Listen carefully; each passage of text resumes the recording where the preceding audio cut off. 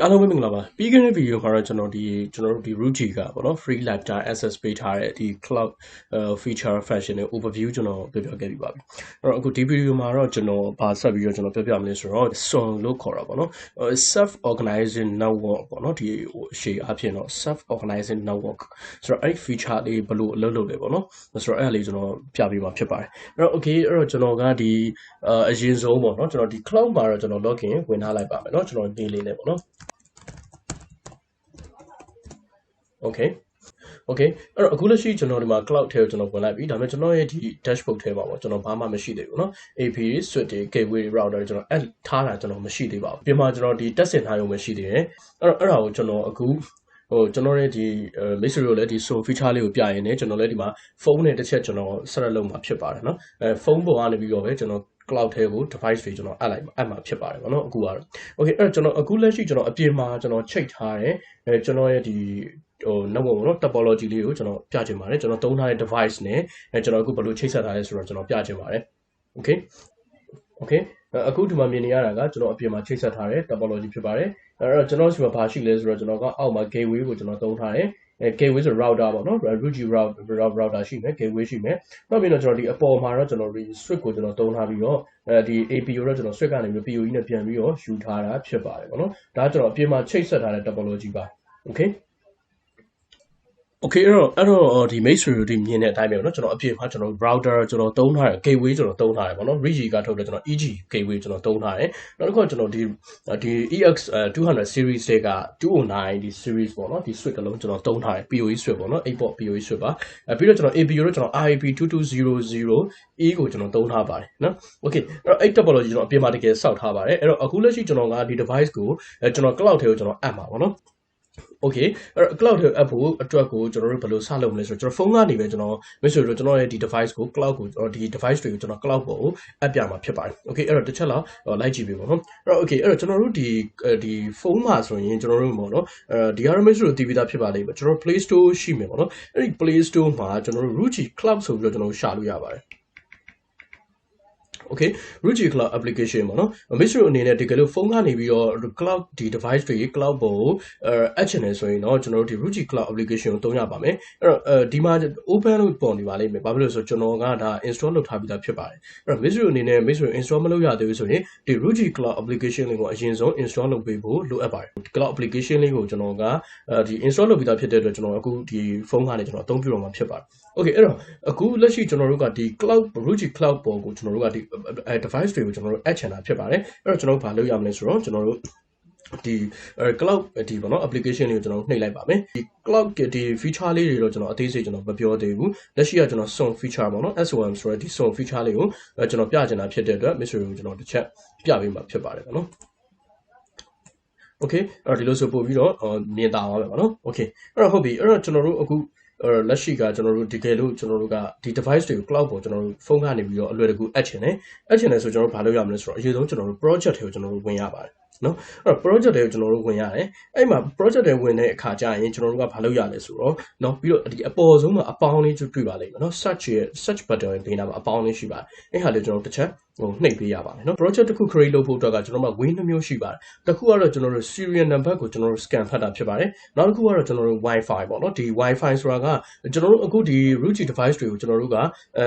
ဒီ power online ပြီဆိုတာနဲ့သူတို့ရဲ့ default SSID ရှိပါတယ်အဲ့ဒီ default SSID ကနေကျွန်တော်တို့ဆက်ပြီးတော့သွားတယ် process ဖြစ်ပါတယ်အခု mixer ကိုကျွန်တော်ပြမှာတော့ကျွန်တော်အဲ့ default SSID Ruijie ကသတ်မှတ်ထားတဲ့ဒီ default SSID တခုကိုချိတ်ဆက်ပြီးတော့ကျွန်တော်ရဲ့ဒီ device တွေ Ruijie device တွေကိုကျွန်တော်က cloud ပေါ်တင်မှာဖြစ်ပါတယ် okay အဲ့တော့ကျွန်တော်အခုရွေးရမယ့် option ကကျွန်တော်2ကိုရွေးမှာဖြစ်ပါတယ်အဲ့တော့ serial နဲ့ကျွန်တော်မလုပ်ပါဘူးကျွန်တော် connect to wifi နဲ့ကျွန်တော်လုပ်ပါမယ် okay အဲ့တော့ကျွန်တော် connect to wifi ဆိုတာကိုကျွန်တော်နှိပ်လိုက်ပါပြီOkay နှိပ်လိုက်ရင်ကျွန်တော်တို့မှာ WLAN project ဆိုတခုရှိတယ် wireless bridge project ဆိုပြီးတော့တခုရှိပါတယ် Okay bridge project ကိုကြတော့ကျွန်တော်တို့က ESD310 ဆိုတော့ ESD350 တော့နော်ဒီလို wireless bridge တွေအတွက်ကိုကျွန်တော်တို့ကသုံးပါတယ်တနည်းအားဖြင့်ပြောရရင် CPE တွေဖြစ်ပါတယ်တကယ်လို့ mixer အနေနဲ့တကယ်လို့ CPE တွေ configuration လုပ်တယ်ဆိုရင်ဒီဘက်ကိုဒီ wireless bridge project ကိုသုံးပြရမှာဖြစ်ပါတယ်အဲ့တော့ကျွန်တော်တို့ကအခု wireless LAN project ကိုသုံးမှာဖြစ်တဲ့အတွက် WLAN မှာပဲကျွန်တော်ရွေးပေးရပါမယ်နောက်ပြီးကျွန်တော် start button လေးကိုကျွန်တော်နှိပ်ပါမယ်Okay ဒါဆိုရင်တော့ထပ်ပြီးတော့ကျွန်တော်တို့မေးတာက Wi-Fi တခုနဲ့ချိတ်ဆက်ပါဆိုတာကကျွန်တော်တို့ဒီ Ruijie ကပေါ့နော်ဒီ Reyee device ကနေပြီးတော့လွှင့်နေ default Wi-Fi ကိုချိတ်ဆက်ခိုင်းတာဖြစ်ပါတယ်အဲ့တော့ကျွန်တော်တစ်ချက်ရှာကြည့်လိုက်ပါမယ်နော်ကျွန်တော် okay ကျွန်တော်နှိပ်လိုက်မယ်ဒါဆိုရင်တော့ဘယ်ကိုရောက်သွားမလဲဆိုတော့ကျွန်တော် SSID တွေကျွန်တော်ရောက်သွားမယ်အဲ့မှာမိတ်ဆွေတို့မြင်ပါလိမ့်မယ်ကျွန်တော် Ruijie MA095 ဆိုတာကကျွန်တော်တို့ဒီ Ruijie device ကနေပြီးတော့လွှင့်ထားတဲ့ဒီ SSID ဖြစ်ပါတယ်အဲ့ဒါလေးကိုကျွန်တော်တို့တစ်ချက်ချိတ်ဆက်မှာဖြစ်ပါတယ်အဲ့တော့အခုဆိုရင်ကျွန်တော်လက်ရှိကကျွန်တော်တို့ဒါအနောက်ကိုကျွန်တော်ပြန်ပြီးတော့ back လေးနဲ့ထွက်လိုက်တာဖြစ်ပါတယ်ဒါဆိုရင်ကျွန်တော် process ကိုစပြီးတော့ကြည့်ပါမယ်okay အဲ့တော့ကျွန်တော်တို့အခု loading ဆိုတဲ့ process ကိုပြီးဆိုကြည့်ပါအရင်ကျွန်တော်တို့မကြပါဘူး just ကျွန်တော်တို့ second ပိုင်းအတွင်းမှာပဲကျွန်တော်တို့ကဒီ topology တစ်ခုကိုဖန်တီးနိုင်တာဖြစ်ပါတယ်ဒါကဒီ Ruijie ရဲ့ကျွန်တော်တို့အားသာချက်ဖြစ်ပါတယ်ဒီ source feature ပါ self organizing network ဆိုတဲ့ feature ကတခြား device တွေအရင် enterprise network တွေမှာပဲကျွန်တော်တို့ကြုံမှုပါတယ်ဒါအခုကတော့ မိတ်ဆွေတို့ကျွန်တော်ပြနေတာက Reyee ကတော့ Reyee ဆိုတာကျွန်တော် SMB product ပါ small and medium business မှာကျွန်တော်တို့က source feature ကိုရပါတယ် self organizing network အရင်ကိုမြန်တဲ့ feature တစ်ခုဖြစ်ပါတယ်ကျွန်တော်တို့ provision state ကိုအရင်စောင့်နေရမလို့ပါ okay အဲ့တော့အခုလက်ရှိဆိုရင်ကျွန်တော်တို့ device တွေအကုန်လုံးကဘာဖြစ်နေတဲ့ state ဆိုလို့ကျွန်တော် provision state ကိုပြီးသွားတဲ့ state ဖြစ်ပြီးတော့ ready ဖြစ်နေ configuration လုပ်ဖို့ ready ဖြစ်နေဖြစ်ပါတယ်အဲ့တော့အခုကျွန်တော်စပြီးတော့ start config ကိုကျွန်တော်နှိပ်ပါတော့မယ် okay အဲ့တော့ start config ကိုနှိပ်တဲ့အခါမှာကျွန်တော်တို့ကဘာလုပ်ရလဲဆိုတော့ project name ကိုကျွန်တော်ပေးရပါတယ် okay အဲ့တော့ကျွန်တော်ဒီ project name ကိုကျွန်တော် Johnny လို့ကျွန်တော်ပေးလိုက်ပါမယ် management password ကကျွန်တော် project ကိုကျွန်တော်management လုပ်ဖို့တော့ပေါ့နော် security ခံတာဖြစ်ပါတယ် okay အဲ့တော့ကျွန်တော်ဒီမှာတစ်ခုပေးလိုက်ပါမယ် project management password ကိုလေokay နောက်တစ်ခုကတော့ကျွန်တော်တို့ဒီမှာ slab ဒီနေရာမှာမေးဆိုတော့အရေးကြီးပါ slab project scenario ဆိုတာရှိပါတယ် okay ဒီနေရာမှာပေါ့နော်ဒီနေရာလေးမှာပေါ့ကျွန်တော် slab project scenario ဆိုတာရှိပါတယ်အဲ့မှာကျွန်တော်ဘာရွေးပြရမလဲဆိုတော့ကျွန်တော်မှာ scenario project အများကြီးရှိပါတယ် home wifi အတွက်ကျွန်တော်တို့ကရွေးချင်တာလား hotel အတွက်လား office အတွက်လားCCTV လားအားသားလားနော်အဲ့တော့အခုကျွန်တော်တို့ကကြာတော့လက်ရှိကတော့ကျွန်တော် home လို့ပဲကျွန်တော်ရွေးလိုက်ပါမယ်နော်တကယ်လို့မိတ်ဆွေကအခုလုပ်နေတဲ့ configuration ကမိတ်ဆွေထပ်ပြီးတော့ဒီ switch တွေမှာပေါ့နော် access switch တွေမှာထပ်ပြီးတော့ CCTV တက်ချင်တယ်ဆိုကျွန်တော်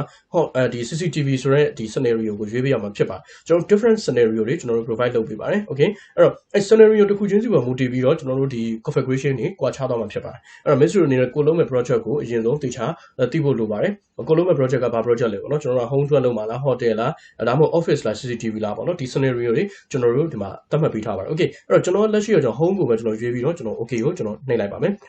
okay အဲ့တော့ကျွန်တော် finish အကုန်ဖြစ်ပြီပေါ့နော်ဒါဆိုကျွန်တော် project name ပေးပြီးသွားပြီဆိုတဲ့အတွက်ကျွန်တော် names ကိုကျွန်တော်ဆက်သွားပါမယ်နော် okay အဲ့တော့အခုကျွန်တော်ရောက်ရှိနေတဲ့နေရာကကျွန်တော်တို့ဒါ configuration စပြီးတော့လုပ်လို့ရပြီပေါ့နော်အခုလက်ရှိမှာ DHCP နဲ့ static ရှိပါတယ် static ဆိုရင် static IP ပေးလို့ရတယ်အဲ့တော့ DHCP ဆိုရင်တော့ DHCP auto ကြမှာဖြစ်ပါတယ်အဲ့တော့အခုကျွန်တော်က DHCP ပဲကျွန်တော်ရွေးပြီးတော့ကျွန်တော်ဆက်သွားမှာဖြစ်ပါတယ် okay အဲ့တော့ကျွန်တော် DHCP ကိုပဲကျွန်တော်ရွေးလိုက်မယ်ပြီးလို့ရှိရင်ကျွန်တော်ဒီ outcome function တော့ကျွန်တော်မရွေးသွားဘူးဒါနောက်ပိုင်းမှာကျွန်တော်တို့တကယ်လို့ VLAN configuration တွေမှာလုပ်ချင်တယ်ဆိုတော့ဒီ HO2.12 ဆိုတာ VLAN tagging protocol ဖြစ်ပါတယ်ပေါ့နော်အဲ့ဒါကျွန်တော်နောက်ပိုင်းမှာဆက်ပြီးတော့ပြောပြပေးပါမယ်အဲ့တော့အခုလက်ရှိ DHCP ကျွန်တော်ရွေးလိုက်တယ်အဲ့တော့ DHCP ရွေးပြီးကျွန်တော် next လုပ်လိုက်မယ်နော်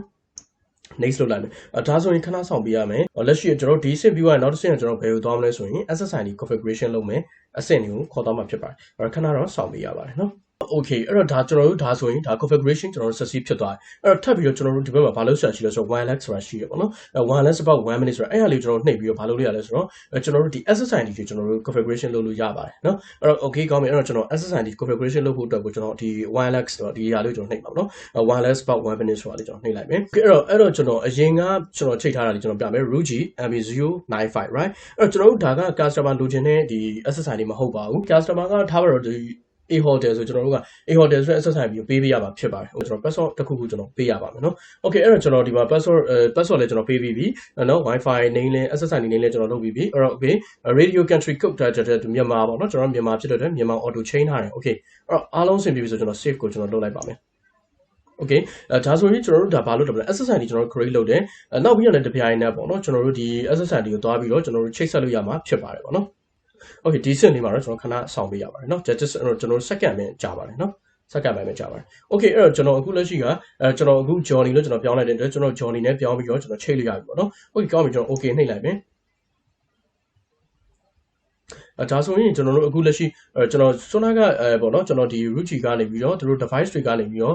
ဒီ default လွှင့်တဲ့ဒီ SSID တွေကျွန်တော်မမြင်ရတော့ပါဘူးကျွန်တော် Johnny ဆိုတာပြောင်းသွားပြီဖြစ်ပါတယ် okay အဲ့တော့ကျွန်တော်ဒီမှာ password ကျွန်တော်ဒီမှာထည့်ထားတဲ့ဟာလေးကျွန်တော်ပြန်ထည့်လိုက်ပါမယ် okay အဲ့တော့ကျွန်တော်ဒီမှာ password ထည့်ပြီးဖြစ်တဲ့အတွက်ကျွန်တော်connect ကိုကျွန်တော်နှိပ်လိုက်ပါမယ် okay ဒါဆိုရင်ကျွန်တော်တို့ဒီမှာ အခုကျွန်တော်ကဒီdevice ကနေ APU ကျွန်တော် configuration ကိုကျွန်တော်ကောင်းမွန်စွာလုပ်ပြီးဖြစ်ပါတယ်။ဘာကြောင့်လဲဆိုတော့ Johnny ဆိုတဲ့ဒီ SSID ကကျွန်တော် API ကလွှင့်နေတာဖြစ်ပါတယ်။အဲ့ဒီမှာကျွန်တော်က configuration ကိုကောင်းစွာလုပ်ပြီးဖြစ်ပါတယ်။ Okay အဲ့တော့